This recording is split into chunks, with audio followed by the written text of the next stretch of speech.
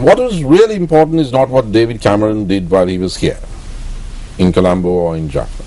I mean, it's significant because it's a strange turn of events. In 2009, Sri Lanka beat the same British government under Labour and the same Navi Pillay, who David Cameron is now brandishing in our face, in the same place, Geneva. And now 4 years later, he comes here and he threatens us in Colombo. Now, it's significant, but what is really significant is that he said it in the British Parliament when he went home.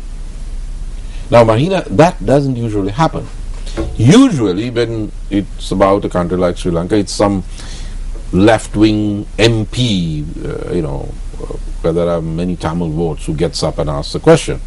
But this is the Prime Minister of Britain. He's not a clown. We may not like him, but he's not a clown.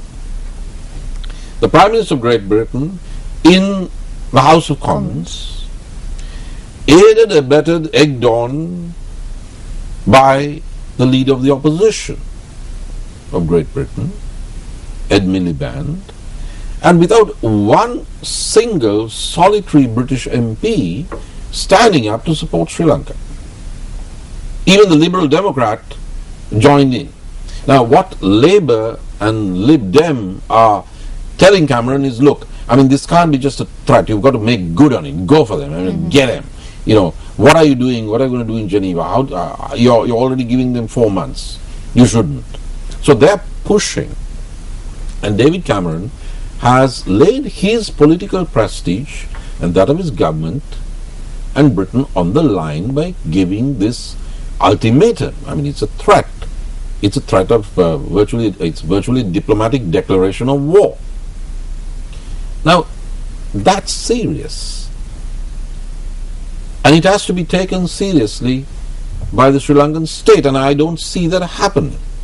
Now, we did spend a lot of money and a lot of effort, a lot of time, a lot of energy on getting Chogam right. Now, I'm happy. I'm not one of those who says that that was something wrong. But whether or not we took over the chair of the Commonwealth has no decisive impact on our destiny. I mean, it's nice, it's good, but it doesn't matter that much one way or the other. But we spent a lot of time, gave it a lot of priority for years. Now, what David Cameron has said in Westminster, and what is threatening, and what is likely to happen in Geneva in 100+ days, that is going to affect our destiny. And it should therefore engage the attention of the government 10 times more than the Commonwealth. It should mean that resources, energies, attention should be focused on this clear and present danger. But I don't see that happening. Now that is what shocks me. Now, but Doctor, the LLRC question that I asked you about Sri Lanka constantly is talking about the LLRC, you're saying it's not adequate. Well, what I'm saying is, what should Sri Lanka do? I mean, yes, we have an LLRC.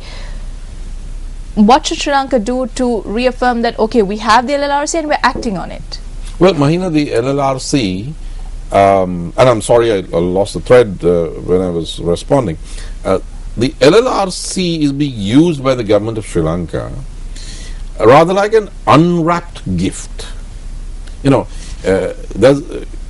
are sitting down to dinner, and the government of Sri Lanka is saying, look, we have this wonderful set of cutlery in this beautifully gift-wrapped box, which has a ribbon on it.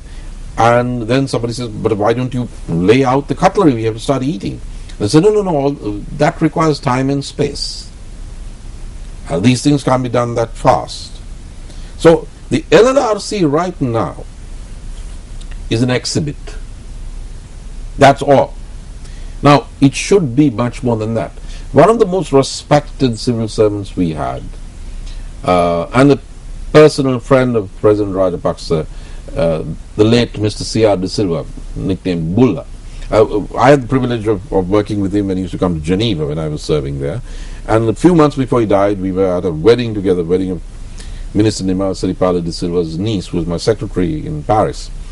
So we were talking, and he said very clearly, he said, Dan, I've told them I've done my best. There's a point beyond which the LLRC cannot go. We did our best. We went through the whole thing, and we've really said very clearly that the Sri Lankan army did not engage in anything like war crimes as a matter of policy. There's a 100-page chapter which argues that. But I have said Mr. C.R. De Silva, that we have identified about 10 incidents where some nasty things happen. And we have asked for the appointment of a powerful national ombudsman or commissioner to investigate these specific instances and also to take care of human rights in general in Sri Lanka. And he went on to add, and I've called for a strong secretariat with investigative teeth. Now, Mahina, if we had set that up, or if we do that tomorrow, David Cameron can go fly a kite. But only if we do that. Not if we keep saying, look, we have this LLRC and, in the fullness of time, we will go through this and we've already appointed a committee. I mean, who believes that? Nobody. Here is something that can be done. The only way you can ward off an international mechanism is to have a domestic mechanism. We still have that time.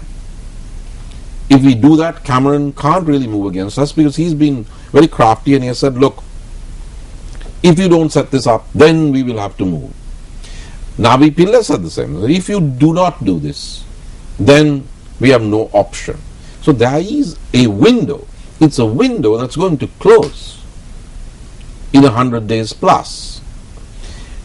And we can set this up. This is what the LLRC said. We don't have to do it because David Cameron said it. We should do it because our own LLRC said it. And if we have Justice Vigneswaran, and I keep on saying this, formerly Vice President of the International Court at The Hague, whose textbooks are in every decent university everywhere in the world on human rights law.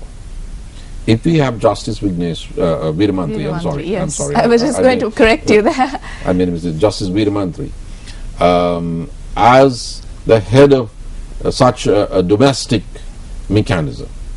And if we get the South Africans to help us, and maybe also the Commonwealth Secretariat, maybe Japan, then we have a robust and credible domestic mechanism which will inquire in a selective and targeted manner, because the international inquiry is supposed to take on the entirety of the war. There are two views. Navi Pillai would like all of it, and Cameron and others would like a focus on the last days of the war. But the LLRC report has a specific focus on 10 or 12 incidents. That's the cheapest price we will have to pay. And we have a limited time to do that. If we do not do that, then we face a vote, and having lost the vote over the last 2 years, I really don't see any reason to expect that we are going to win it in 4 months. And if that is set up, then then it's a whole new ball game. It's very difficult to pull that machine back up. We'll now go in for a short commercial break. When we come back, we'll be discussing more about the international pressure that is on Sri Lanka ahead of the UN Human Rights Council.